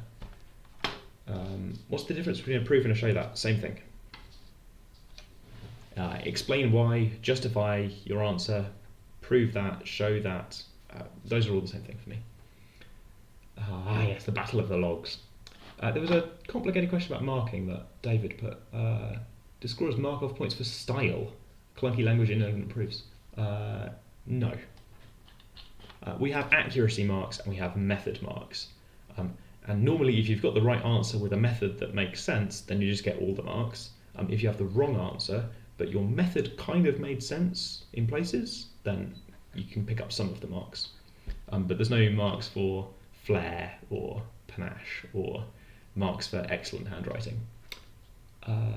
Yeah. So Nav's got this suggestion. Let's put it on the screen so that I'm reading out what Nav says. Are you allowed to write down stuff that you want to show? Yes. So I'm with you so far. Ideally, it's a good idea to write want to show or something on the left. Because look how different this is. If I get rid of this, then I'm just sort of claiming this out of nowhere, which is just like copying out the question, but I'm claiming I want to show that is a bit different. So far, yes. If you then follow it with if and only if statements, finally reaching a true statement, then you can reverse logic all the way back to what you assumed. Yeah, I would write something like that. The thing you've written in chat here is very convincing. Sometimes I've seen people work down the page and say something like, and everything's reversible. Just put right at the end, and this all reverses, or so we're done, or something to show that they know that really we're working backwards. These things are all equivalent though, so I'm not too, I think I'm making a big fuss out of something. Right answer, but your method was unclear. Depends if the right answer was printed in the question or not. So here, if you get the right inequality at the end, but your method is very unclear, then you're probably not going to get very many marks, because this is all about the method that they're showing. If you show that it's greater than or equal to pi, then everyone's going to end up showing that something is bigger than or equal to pi, but some people are going to write absolute nonsense along the way, right? And somehow, miraculously, everybody's last line is going to be greater than or equal to pi. So if the thing is printed in the question, then you might not. You should really focus on making sure you've put some effort into using a few words to explain what's going on. If it's a calculation, so find expressions for OPQ and OQP. If you get the right answer, for this I would normally give you benefit of the doubt, or just assume there's no way you guessed it, right? There's no way you're going to guess these angles. You probably had a method. You are strongly encouraged to show your working out. That's the clearest way to show that you're not guessing, is to write working out. Don't worry about it. I always encourage people to just scatter a few words in. You can do it afterwards if you want to. So all okay. Original statement, also true. I maybe put, instead of smiley faces, I might write which is true. That didn't take me very long to write. Maybe my handwriting could be better if it took me longer to write. But I think it's realistic to, even if you're short on time, throw in a little bit like that to show, hi, I'm done and I know that I'm done. Okay. Managing time for math questions. So as you're practicing maths questions, you might discover that you're the sort of person who likes to sit and think about a question until you get unstuck, or you might discover that you work best if you flip between questions.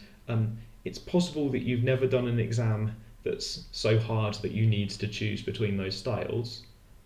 You might like to practice a little bit to work out what your style is.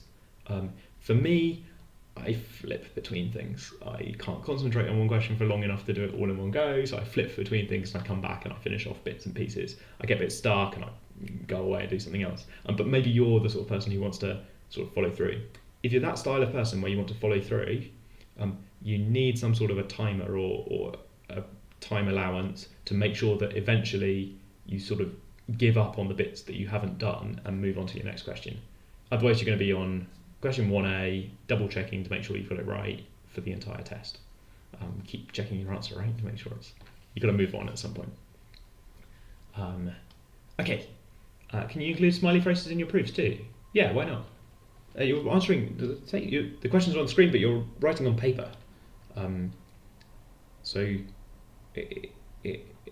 there's nothing to stop you drawing a smiley face. There's no police for that. That's becoming the catchphrase for the test, which is a much worse catchphrase for the live stream. Is it designed to be completed in the time, or is it like math challenges where you're meant to run out of time? I wouldn't say you're meant to run out of time. If we made it twice as long, everyone would get a few more marks.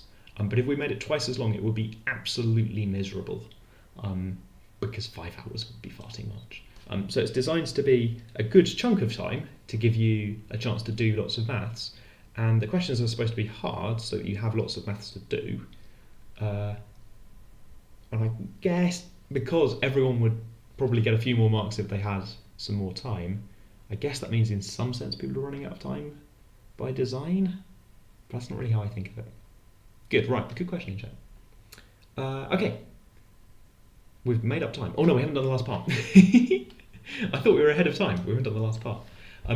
Over here we've got to find, and it's an equality now, find values for the angles if this is true. I'm removing the pi's. No one cares about pi, do they? PQ over 2. So again, I've got the 4s and 2s. I'm going to rearrange this. I'm going to solve. P squared plus Q squared is 4PQ. And there's a bit of a problem that I can't solve for P and Q. Maybe that's not surprising that I can't solve for P and Q. You can solve for the ratio between P and Q. It's a hidden quadratic, right? If I divide by Q squared, and then I've got P squared over Q squared minus 4P over Q plus 1. It's like a quadratic for P over Q. So you can solve for P over Q, and then it takes a moment maybe to notice that then you're good, because in our triangle, this was P and this was Q. So if we want expressions for the angles, then we can have something like, maybe I'll write it out. Tan of this angle is just Q over P, and tan of that angle up there is P over Q. So if I can solve for the ratio, then I can write down a statement for tan of the angle. Okay, and this is a quadratic. So P over Q is 2 plus or minus the square root of 4 minus 1 is 3. Okay, so then write down those. Maybe stick an arctan around it if you want to, or just write down tan of the angle is 2 plus or minus root 3. You've got two solutions, which sort of makes sense, because it might be the case that P is a big angle and Q is a small angle, or it might be the other way round. Yeah, we could complete the square. Yes. Someone said chat's joining in. Let's stick this over here and put chat on. Sorry, I didn't look at chat there. Is it normally 2.5 hours? Yes, the mat is 2.5 hours. Give everyone twice as many questions with the same amount of time. That sounds awful. We'll make a little key at the beginning to explain what word should be used to read out. But I think you're making it harder for me. Yes, complete the square to get P in terms of Q. Great idea. Love it. Could you rewrite the area of the triangle with the sine rule? Did I put that question on the chat? Oh, there's a question next week on the trigonometry sheet. Yeah, you could use the sine rule for the area of the triangle if you like. Is it called the sine rule? The formula with sine in it, right? How did I solve the quadratic like that? I hoped you'd ask. I know another quadratic formula that I'm going to share with you now. There's a very good 3 blue 1 brown video on this. So you definitely know this one, right? Where you look at this and you say, aha, A is 1, B is -4, C is 3, 1. I've mixed up 1 and 3 again. Okay, so you write down -b plus or minus 3, b squared minus 4ac over 2a. There's another one that you might like where if the middle number is even, then the solutions are -b plus or minus the square root of b squared minus ac over a. Oh, I've written a squared. Why have I written a squared? That's really stupid.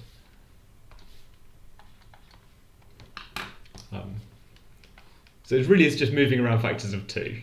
But if you see an even number, then you can think of yourself, aha, -2, which is nice because here a is 1. So if I see a is 1 and an even number, I know that I can just write down minus half of this thing, and I'm almost there. I've got to then take that number that I just wrote down, square it, and subtract the last thing. That's how you solve quadratic equations. There are much better ones out there. Some people always divide by a, in which case you get something even nicer, right? You get like -b plus or minus the square root of b squared. What am I doing? If a is 1, then it's this, which is just so nice. Like, it just sounds so much nicer to write down that. You can use it. You can use it with odd numbers, provided you're willing to square something that's half an integer. That tends to not feel quite so clever. It does work with odd numbers. It's really useful with even numbers, but it is true for odd numbers, I'll give you that. It's also true for other numbers that you might meet. Oh, what's the answer to the last part of this question? Good thing that we wrote it on the board. It is the angles OPQ and the angle OQP are, I guess you could write this in some order.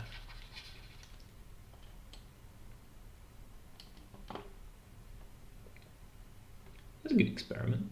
Yeah. Okay, we don't actually know which way around they are, and so tricky problem. What are the values of those angles? Okay. Good. Right, we've hit 6:30, which means it's time for a very quick break, and then look at another math question. I'm just going to give it a moment to sit there. There's an extension question on this one to work out what those angles are. So if you download the worksheet in advance, you get some hints, which are slightly similar to what I say during the live stream, but not entirely the same. Oops. You get some hints, and you get some extension questions. The extension questions include a way to work out what the angle is in this expression, which is nice. It happens to be quite a nice angle. So we can have a go. Good. Okay.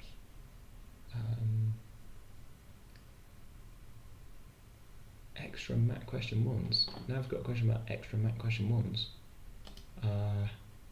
Nav, I'm really interested what your source of extra mat question 1s is. Is there like people sending extra question 1s for mat? Did I put one of them on the stream one time? I put one extra question 1 question on once. Anyway, a couple of years ago. Good. Okay, question about work experience in chat. If you've got the opportunity to do work experience, then I sort of personally think that might be a fun thing to do. I didn't have that opportunity as a student to do work experience. I think it can be quite hard to find something that's relevant to maths. But if you can find something that's relevant to maths, then I'm not going to stop you. There's no police for this. Right. Papers done by people who didn't do the actual paper. Right, yeah. So sometimes, especially during the pandemic, we wrote some extra questions for people who couldn't sit the actual mat. They took them it's really not very many people, and they took those a few months later, and I think some of them are questions that we had left over. There was one year we had to come up with the questions quite quickly. I think some of them were leftover rejected questions, and some of them were written fresh for that use. Good. Let's not worry about that too much. That involves people with COVID and people trapped by typhoons and people unable to take the MAT. Let's focus on doing the MAT if we can. Okay, here's a question. If I scroll anything off the top, it's 2010 question 4. This question is about a triangle and a circle. So here we are on the geometry live stream with triangles and circles. The corners are at 0, 0, 3, 0, and 1, 2h. My reaction at first is, why is there a factor of 2? Why isn't it just called h for height? We'll find out in a minute. The circle has equation, x squared plus y squared is 4. It's got a radius 2. The area of the triangle at the origin, angle at the origin is theta. There are some cases at the top. And we're asked for tan theta in terms of h, which hopefully you can see that you could drop a perpendicular and get a triangle with opposite 2h, adjacent 1. Tan theta is 2h. Brilliant, I hope we got a mark there. Good, tan theta is 2h. Let's scroll down and look at the rest of the question, but I think I want to come back and look at the diagram. So, yeah, okay. It's show that the point 1, 2h lies inside C when, and there's a condition on that, something about h. So I suppose we need to think about whether that point is, what does inside the circle mean? Suggestions in chat, please. What does it mean for the point 1, 2h to be inside the circle C? I'll get an inequality if I can, because I'm aiming for an inequality in terms of h. Hasnat in chat asks, if I finish the MAT papers available, what practice material can I use as a replacement? And you might like to look at other math submissions tests, because they're also written for people about the same level of preparation as you. So you might like to look at tests like AEA, TMUA, and STEP. Those have all got maths questions of various formats and difficulties. The tests have got their own durations and rules. But for your purposes of just finding more maths questions, hey, there's past papers out there and they've got maths questions on. Good. People want to say, calculate the magnitude. Yes, it's a question about magnitude. If you write down the magnitude of 1, 2h, you want that magnitude to be less than 2 for it to be inside the circle. Very good, chat.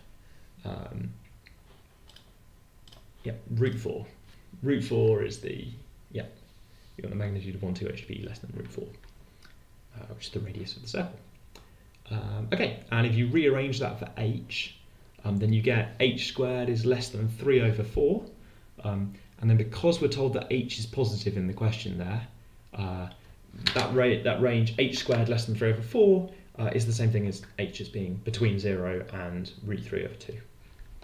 And we already know it's positive, so they've just written, never mind. Possibly when you were trying this, if you were trying this question at home just now, you just wrote down h squared less than 3 over 4, h less than root 3 over 2 without worrying too much. And that's fine with me, to be honest. For this part of the question here, you're told that h is positive, so it's fine. Sometimes I think I worry about things more than I should. Something I worry about, right? I worry about worrying too much. Ooh, somebody subbed in x equals 1. That's a great idea. Anonymous person in chat says substitute x equals 1 into x squared plus y squared equals 4. That'll find them the point which is on x equals 1 on the circle. It's at root 3.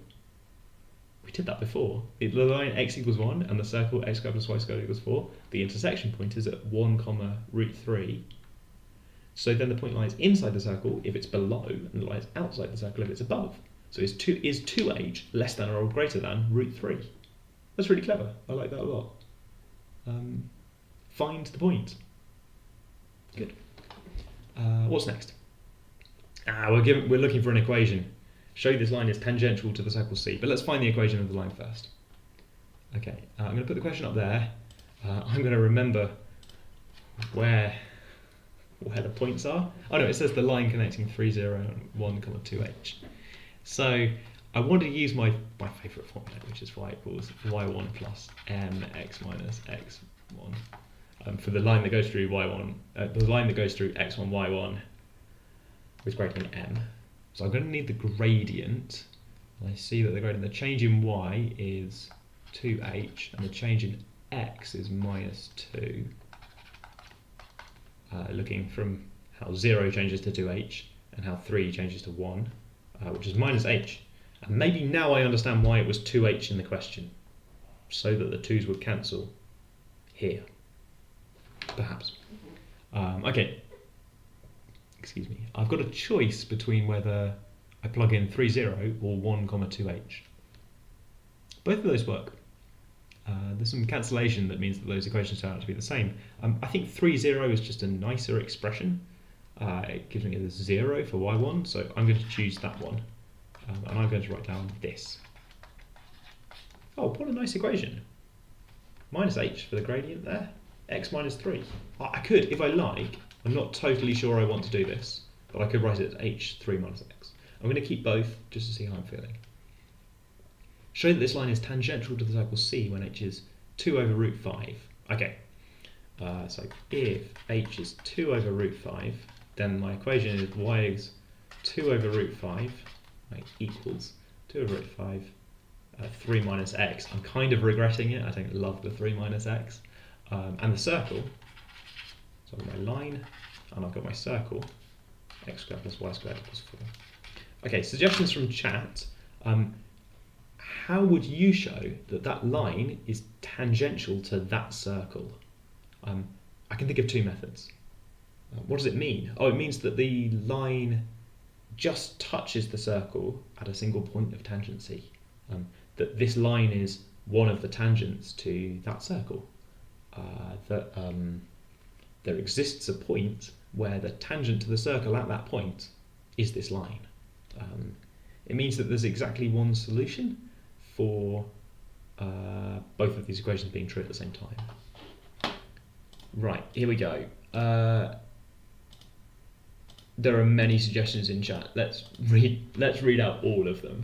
I'm going to put them on screen as well because I really like it when people put things in chat, and I want you to be like rewarded by immortalised in chat. Burn says repeated root. Further down, Anonymous says dy by dx, which is pretty quick. Look at the gradient. I guess if you're planning to differentiate the circle, I think it's a little bit messy. I guess you're going to check that the gradient works out.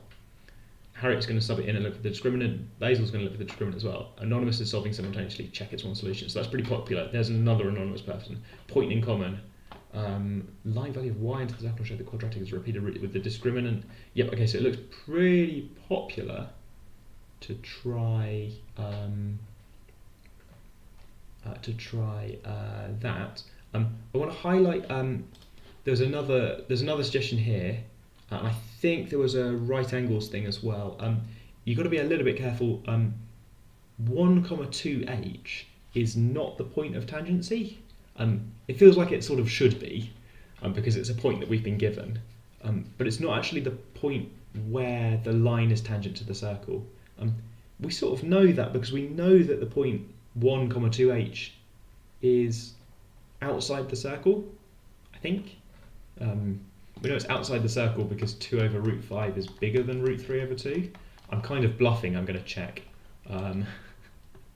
Is 4 over 5 bigger than 3 over 4?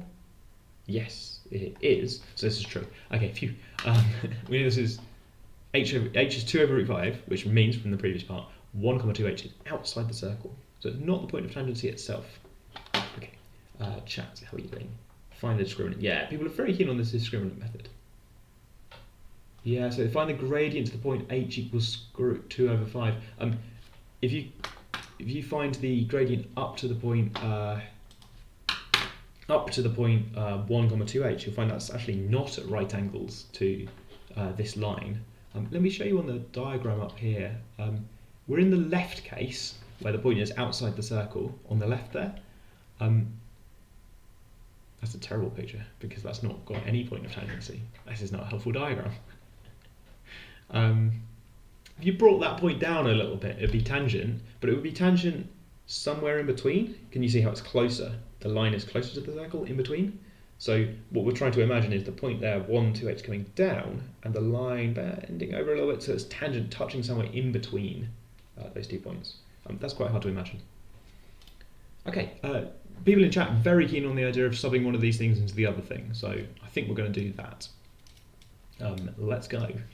Okay, here's my circle. My circle is x squared plus, and I really want it the other way around. I don't know, I just feel I don't like squaring 3 minus x. I want to square x minus 3. And because I'm squaring, the minus signs don't matter, so this is fine.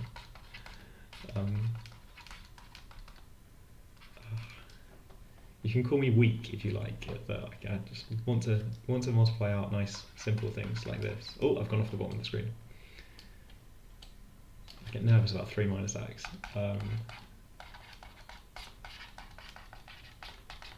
Multiply it by 5 because I don't want to deal with that. 9x squared minus 24x. I've got 36, take away 20 is 16. And then, if I'm lucky, this will have a repeated root. So if I'm lucky, this will factorise nicely, which gives me the confidence to go and try factorising it. Minus 4? 16 minus 12 minus 4, yeah, minus 4. Ah, good. So there's a repeated root. Now I could have done the discriminant. I could have done a b squared minus 4ac, which is what everybody in chat said. I've got to square 24 if I do that. Ugh, am I going to get that right? I don't know. 4 times 9 times 16 is quite big as well. Turns out to be 0 when you do b squared minus 4ac. But because I had these square numbers, and I was pretty sure it was going to be a repeated root, pretty sure I haven't made any mistakes along the way, right? Factorise it. Anonymous Joe wants to do the dot product, LOL. Find the yeah, well, I'm not sure what you're doing the dot product with though, because you don't know the point of tangency. If we knew the point of tangency, we've got 1, 2 h's up here. Point of tangency is down here. 3 zeros here. If we knew the point of tangency, then we'd say, aha, I can work out the gradient of this line and the gradient of that line. Show they're at right angles, and then we're all good. But I don't really know where this point is until I've done all the calculations and worked out that it's 4/3, comma, something else involving root 5. Okay, so it's got a repeated root. This method of using a repeated root to identify a point of tangency is actually quite useful. If you learn anything from this calculation, it should maybe be that you have this option. You know a lot of calculus and stuff as well, of course, but sometimes you might want to use this option to, maybe you've got some horrible polynomial and you want to find some line that's sort of tangent to it, maybe in multiple places, and you want to set it all up. You could use the fact that it's got repeated roots. Repeated roots for, I guess those are not quite roots, are they? They're like the difference between the equations has got repeated roots. Is that what we're doing here? Sort of subbing one thing into another thing. There's a past, like a lot of things, there's a past math question about this that I've got in the back of my head that I'm not quite doing. Could you use the fact that the factors of 24 squared? Yeah, okay, Herb in chat has got a suggestion for working out 24 squared minus 4 times 16 times 9, which is to recognise, I think I'm saying this right, yeah, recognise that this is 2 squared, 4 squared, 3 squared, so then you only have to multiply 2 by 3 by 4, which I can do, it's 24. So, factorise all of these, that's really nice, all those 3 consecutive square numbers. Good, okay. We've got a couple of parts question left in only 10 minutes. You did 9 times 4 and got 45 in chat. That gets immortalised, I'm afraid. Welcome to the live stream. 9 times 4, sadly not 45. Okay, we've got a couple of parts question left. We're asked for the area in the case that h is bigger than 2 over root 5. I think if h is bigger than 2 over root 5, I'm imagining this point moving upwards, so this line's not tangent anymore. If it's not tangent because the point's too high, then this is now genuinely like that picture on the left, where, okay, for my new diagram for part 4, I will draw a little sketch to say, aha, no points of intersection. Now that's a bit waffly. You can probably make that more formal by talking about points of intersection. I probably wouldn't bother at this stage.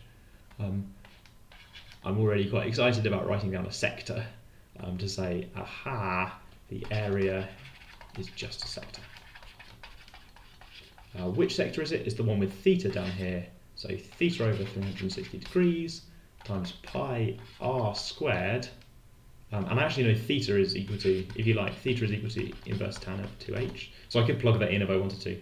I could simplify this a little bit, I guess. 4 over 360 degrees, anybody? Yeah. Addition chat knows the square root of 24. One day, when I was in school, I knew the square of 24. I knew the squares up to 30 squared, which is quite a lot of squares. Oh wait, no, 31 squared is easy, and 32 squared is easy. I knew the squares up to 32 squared. Wait, 33 squared, I just worked it out. Yeah, okay, I knew the squares up to 33 squared. 34 squared, right out, never working that one out. David in chat agrees that it's nice to know the squares up to 32 squared. When I was younger, I definitely knew more square numbers. Sorry, now I'm reminiscing about square numbers. That's not why you came to the show. The show is not remembering square numbers with James Monroe. That would not be a good show. Right, okay, we're doing one last part of a math question. It's part 5. It's a bit trickier because now h is 6 over 7, and if you plug it in, is this inside the circle? It turns out that yes, it is. We can do our test on that. We can check that 12 over 7. I mean, 12 over 7, really? No, I'm supposed to check that h is. Supposed to check whether h is less than root 3 over 2, which is true because, well, 36 over 49 is smaller than 3 over 4, which is true because 144 is smaller than 147. Reverse the logic. Read this way. Okay. Reverse the logic. Aha! The point's inside the circle. So the picture looks like this. My plan is to... What is my plan?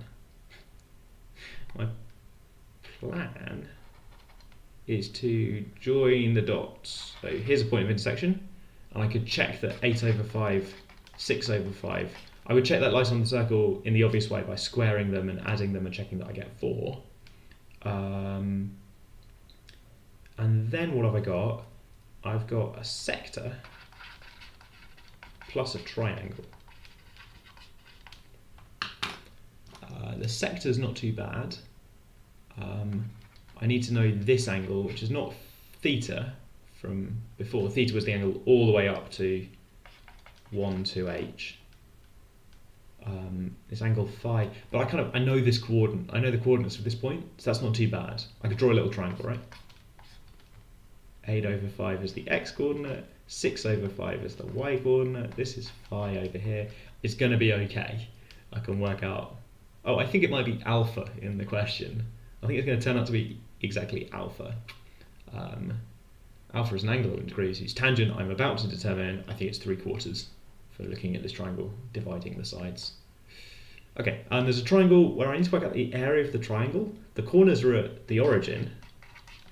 8 over 5, 6 over 5, and 1 comma 12 over 7, which is not a nice question, right? Luckily there's a hint. You can use the fact that the area of a triangle with corners here, here and here is just 1/2 of AD minus BC, which gives me, let's do the calculation just to finish things off, AD minus BC. So if this is A, B, C, D, then 8 over 5 times 12 over 7 minus 6 over 5 times 1 is, oh, I'm off the bottom of the screen. Ah, and you missed the word sector plus triangle. That is something horrible, isn't it? It's like 190, 80, 96 over 35 minus, I'm going to write 42 over 35, multiplying up by 7, which is then 54 over 35. but then divide by 2, because there's a half up there, to get the 27. Oh my goodness. So when you see something like rational number plus something involving pi, or even if you remember before we had something like 8 pi over 3 minus 2 root 3, so even something involving surds and something involving pi, you should maybe think something to do with circles, something to do with triangles. In this question we saw triangle plus area of a sector. Earlier today we saw area of a sector minus a triangle. And after a while you start to recognise, I can kind of see how these things are generally. Triangles tends to not involve pi, usually. Circles tend to involve pi, normally. So sometimes you can separate out these terms. Okay, I sped through that last bit there. Let me know in chat if you want some of that again. But I think I want to talk about other stuff for 5 minutes, if that's okay. There's nothing in chat that I need to respond to, I think. I'm sorry if you posted something in chat a while ago and I've missed it, then sorry about that. We've got 3 minutes here for that again.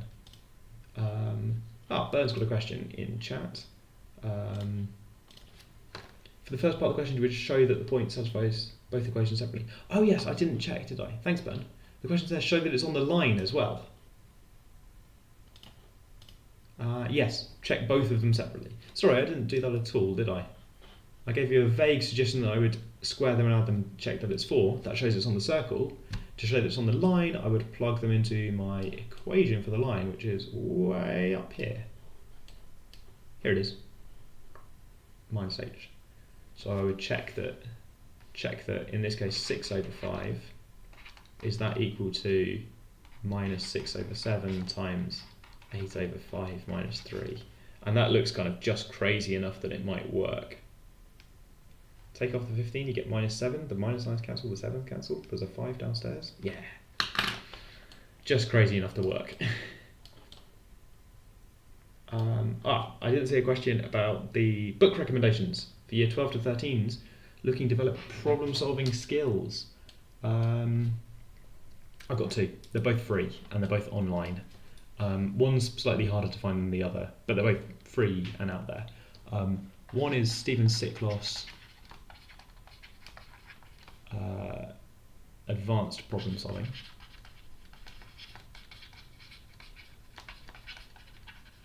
It's possible to buy a copy if you want to, but it's also possible to get a free PDF. Officially and legally, you can just have a free PDF of that on the web.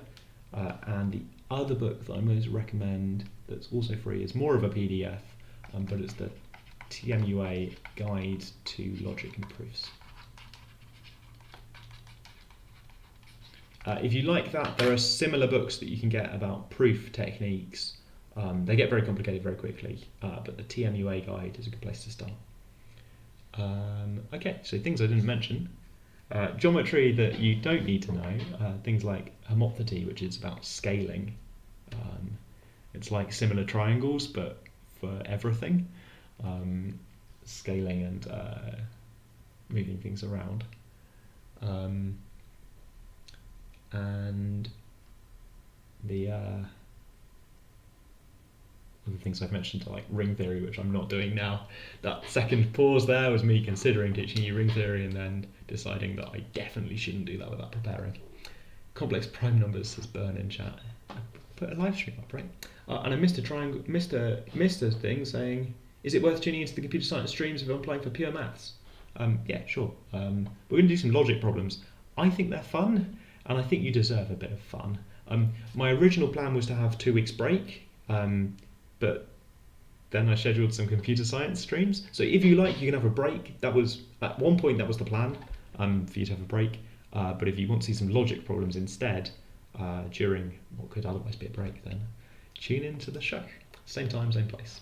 I've been asked for a random question. Is it possible to do particle physics in the maths course at Oxford? Not during the first 3 years, but after that, you can possibly do a kind of physics master's year. where I think you can do things that. Is there physics? I think that you have options in 4th year, but not really before if you do a maths degree. I don't know a good book about analysis, or maybe I do, because I think it's now been published. There's a very short introduction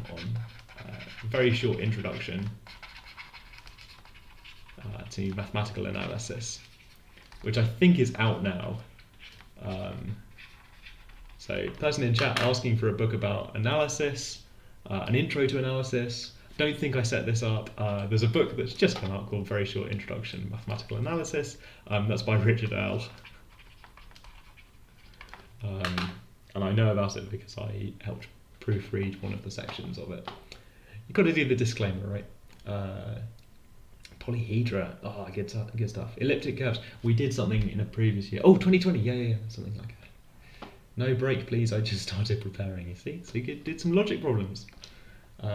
What is computer science news? People have looked at the schedule. I think in a couple of weeks' time, in the schedule it says computer science episode 0 and computer science episode 1. Let me show you the schedule really quickly. Oh my goodness, that's awful. Why does it look so bad? Oh, because I'm logged in. Right, let's try not to edit anything. I'm on the MAT Live page, which is on the website. There it is, at the bottom there, which is that website. You can tell you're on the right page because of the colour scheme. There's a timetable of what we're doing, and it's got these computer science episodes in, which I think slightly scared someone in chat. But that's why we're talking about computer science very suddenly. They're in this channel, the same format. I'm on them, but I've also got a guest who's a computer scientist coming on to help talk about computer science things. Good. I have my own page bookmarked. There's a mathematical, so I did a reference to the Mathematical and Theoretical Physics Masters 4th year. After you've done maths, if your grades are good enough to do it, I don't think it's particularly difficult compared to staying for the 4th year of maths. I think it's about the same. I think it's the same hurdle. I can't remember the requirements off the top of my head. I'm going to stop there because it's time for me to go home. I hope you enjoyed the live stream. I hope you really enjoyed the way that chat is now. It's been annoying me for a month now that chat is slightly behind that bar in the middle, but now it's in front. If nothing else. That was definitely worth the time I spent on that. Right, have a good evening, everyone. I'll see you in 166 hours for another episode of the Oxford MAT Livestream. Right, good. Okay, people say thanks and have a good week. Maybe you'll get ring theory next time. I think next time you get trigonometry, but we will see. Good idea for a maths club episode, isn't it? Oxford Online Maths Club. Definitely do something like that. Right, I really do need to go and get a train, and people in chat need to eat.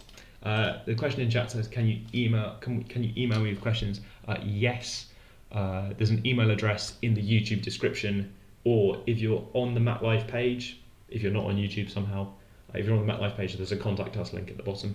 Both of those go to me. Good, and it is part of my job to get your questions. So you don't even need to apologise. My email is really easy to find on the maths website. Lots of different emails go to me. The undergraduate admissions ones ends up going to me. There's another one, and actually there's a... Yeah, anyway. If you email, some people just sort of email reception and then they forward it to me, which, if you try and send an email out there, I'm not saying just like throw your email into a bottle and throw it in the ocean and hope for the best, but if you send an email to the maths department, it'll probably end up with my team. Right, gotta go. I have not updated the flashcards yet. Thanks for shouting. Someone shouted flashcards in chat. I haven't updated them yet. Not sure I'm going to update them for this year at this rate. But your suggestions have been very useful for flashcards for next year. The suggestion was to put more logarithm facts on after we talked about logarithms last time, which I should do. I should update them. Right, good. Okay, thanks for the reminders. Keeping me honest, chat. Good times. Right, see you around.